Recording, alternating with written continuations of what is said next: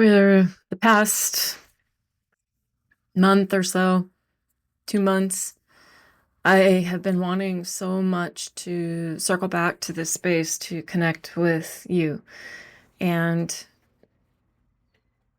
talk about what's going on and unpack some of it, um, collectively grieve. But I've felt so paralyzed by everything, just overwhelmed and paralyzed. And I just really shut down and went into myself, and I couldn't write. I couldn't do anything really. And then the other day I was walking and I decided to start just talking, like doing the voice notes on my phone. And I did. And when I did, this is what came out. And so I just used that voice recording, that voice note, and put it right into this essay. And I'm reading the essay now. I feel so scared. No, that's not right. I feel frozen and paralyzed, like that buildup of tension in the back of my throat, behind my eyes, my nose. It all feels very sharp and tense, and simultaneously a dull ache, like the ache in my chest. I don't know what all this means, yet I feel like I need to write down everything that's shifting, changing, that's being taken, disappearing. We didn't have enough to begin with, and now we have even less. And less makes a difference between barely surviving and being crushed. I feel angry that the capitalistic myths have been perpetuated for so long, and that the myths affect what it feels to be every aspect of our communal life. They shape our education, healthcare systems. They affect the way we transport ourselves. They affect the way we interact with one another. They go right to the marrow of how we value one another. Our worth is reduced to our productivity, and anyone who can't keep pace is expendable. We don't need them. They can die. It's okay. They have no value. They don't make us money. Then all for what? Money. Material stuff? This is just one endless quest of getting more stuff, and stuff that we're drowning in, stuff that is polluting our planet, stuff that is killing us, and it makes me angry that we've all bought into this bullshit, myself included, for so long. That myth that our value is measured in our productivity. There's such a difference between contributing and feeling that you're part of something and you're developing and growing. Your skills and talents are being tuned in, turned on, and not that of simply being a cog in the mill, just wiping counters at Jack in the Box.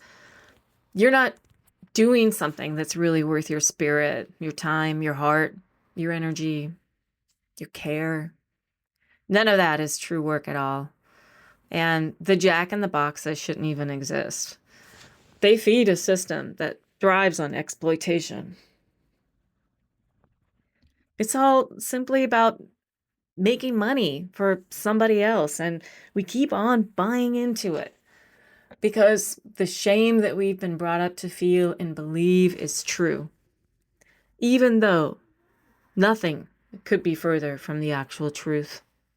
Thinking that we need to pull ourselves up by the bootstraps is this myth, and the poor people are just lazy, who don't do anything, don't try to better themselves, don't try to contribute, which is bullshit. The enemy in a capitalistic country is always the person at the lowest point in the totem, never the person at the top. Because in this capitalistic system, we're all looking at the people at the top, thinking that that's the goal. That's where we should be, and that somehow they deserve to be there more than anyone else does. And it's wrong, and it makes me angry, and it's not just, and it's not fair, and nothing about this is just or fair, and the injustice makes me feel ill, and it makes me want to scream, and it makes me want to cry. And then in the end, it kind of makes me paralyzed. When I feel like I've been feeling this feeling for so long now, and it only gets worse. It just gets so overwhelming and consuming, and the feeling of being choked. The injustice chokes me when I think about what could have been done to prevent all of this from happening. It's so hard to put my finger on an answer. Part of what caused where we are now is for so many being raised to not think critically or to really analyze and see systems, to understand what's beneficial to and possible for people. But it's even deeper than that, because the system being the way that it is, and with our healthcare so very inadequate, mothers and fathers need to leave their babies too soon. Families are torn apart. The need to earn outweighs the need to bond. Without intention, families are fractured because of this lack of time together and the need to make more money, always make more money.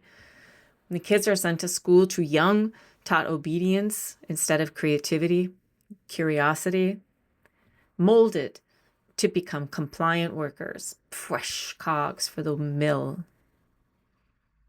But this is not Western culture.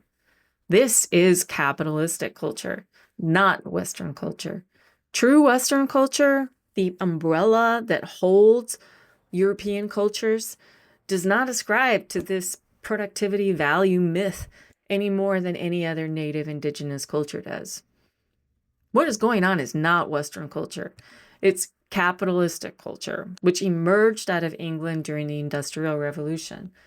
It's spread all over the world like an infectious parasite, blanketing native cultures and sucking them dry. What is called Western culture is being mistaken for capitalistic culture because they were the first cultures to be infected by the myth. But go into the roots of any given European culture and you won't find this. And you couldn't. You couldn't. Because capitalistic culture goes against the very nature of us as humans. It goes against connection. It goes against care. It goes against rest, reciprocity, rhythm. It fractures the bonds between people, between families, between communities. It isolates and shames and demands that we measure love in hours billed and value in what can be consumed and produced. But we know better, don't we? Deep down in our bones, we remember. We remember what it feels like to be held without condition, to sit around a table, not to produce, but to be, to take care of one another, because in doing so, we become whole. It's time for us to unlearn and to separate ourselves from this myth. And in doing so, we will slowly reclaim the ground beneath our feet. We are reminding ourselves and each other that we were never meant to be cogs in someone else's machine. Indeed, the machine was never supposed to exist, nor were we meant to be cogs. We're meant to be human, whole, imperfect, precious as we are. And from that knowing, we begin again.